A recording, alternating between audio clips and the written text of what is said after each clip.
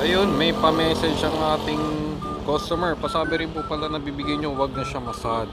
Okay, she's doing so well po. And sobrang proud tayo sa kanya. Okay tayo kasama ako dyan. Sobrang ganda niya rin kamo.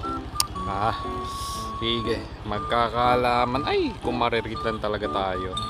Okay, sige boss. Pa-follow up lang sasabihin. Sabi ako na sobrang proud ako sa kanya. She's doing so well talaga. Sobrang ganda niya. Huwag lang siya massage. Okay. May pa-message pala si sir.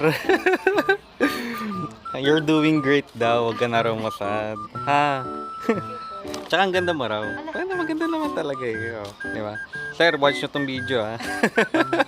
Nahiya po siya. Oh, we. Pero okay lang ha. Huwag ka na malungkot ha. Grabe ang layo ng pinanggalingan ko. Ito na po ha.